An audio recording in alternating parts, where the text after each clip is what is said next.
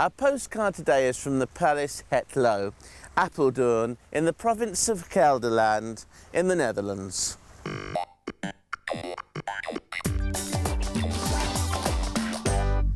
These are very special gardens. Where are we, Rennie? In Palace Hetloo in Apeldoorn, in the middle of the Netherlands. And this garden was made in the 17th century, the end of the 17th century, built by King William III.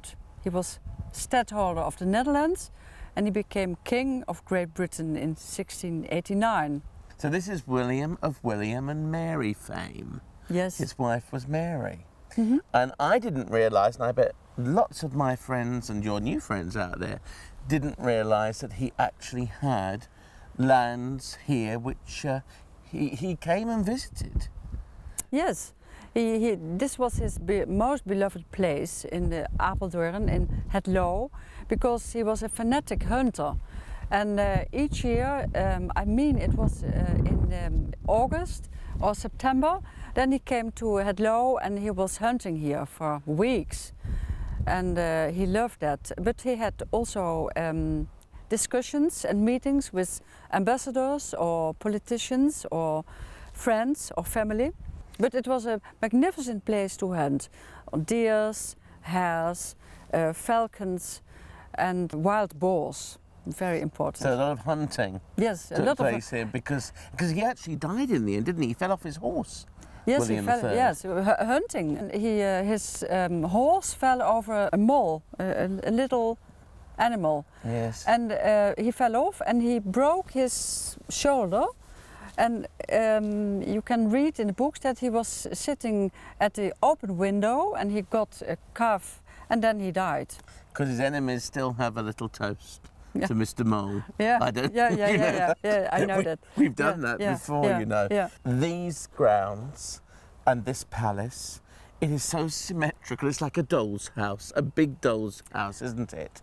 And in Hampton Court, there is the similar symmetrical additions to the palace, the William and Mary chambers.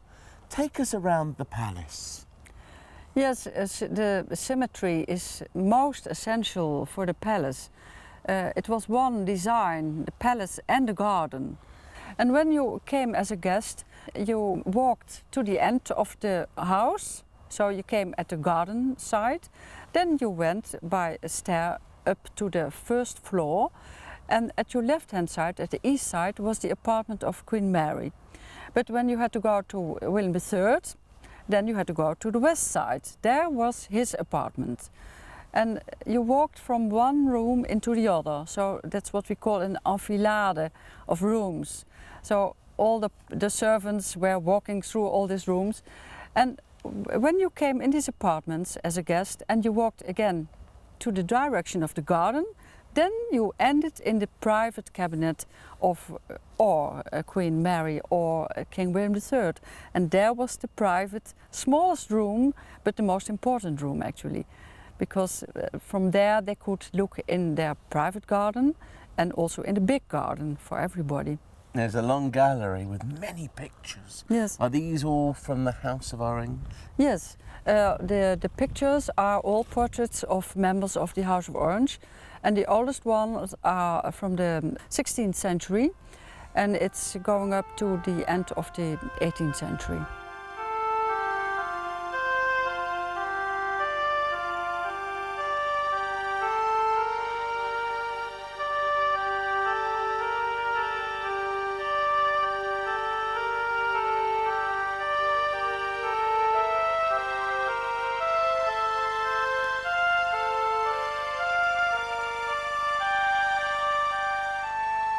These beautiful marble dolphins, aren't they cute?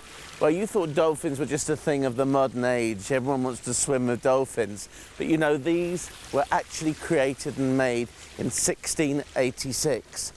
But you know, the interesting thing is that when Napoleon invaded most of Europe, including here with the Netherlands, the servants of the royal palace hid these dolphins, hid them in the cellar of the old palace over there.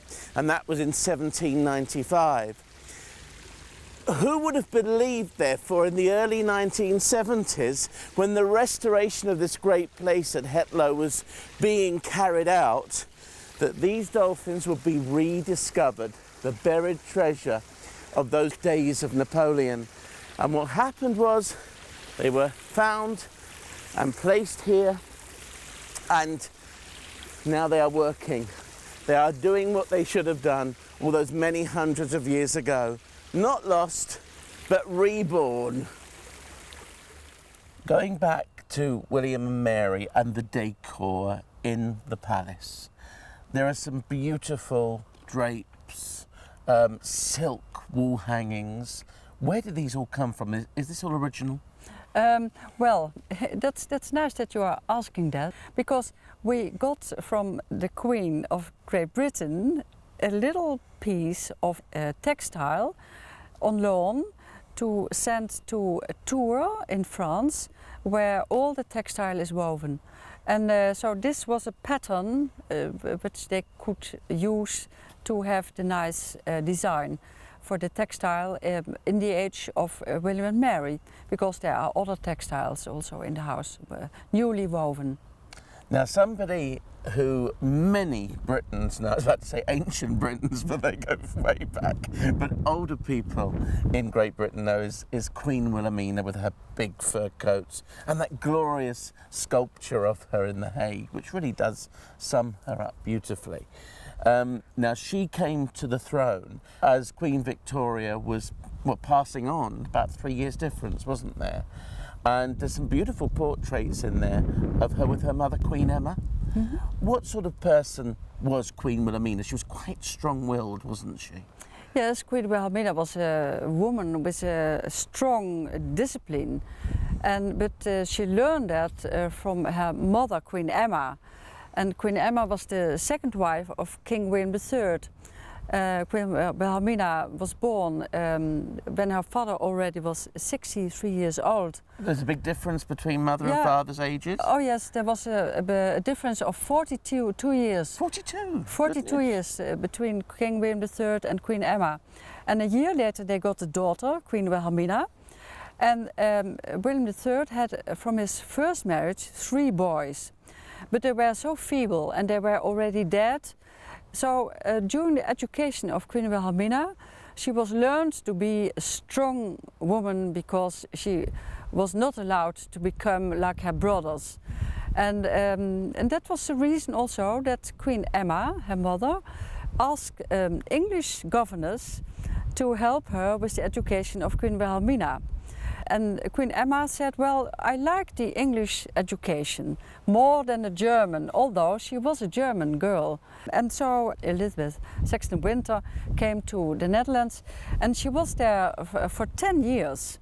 So she was very important for the education of Queen Wilhelmina. But Queen Wilhelmina didn't like her so, because she was so disciplined and so cold. And yeah, but later, that is very interesting, she wrote long letters. All the life of Miss Saxon-Winter, she wrote. They wrote each other. And that's so amazing when you read all these letters from a little girl, 6 years old, until 34 or 36 when Miss Saxon-Winter died. And she even visited Miss Saxon-Winter in England.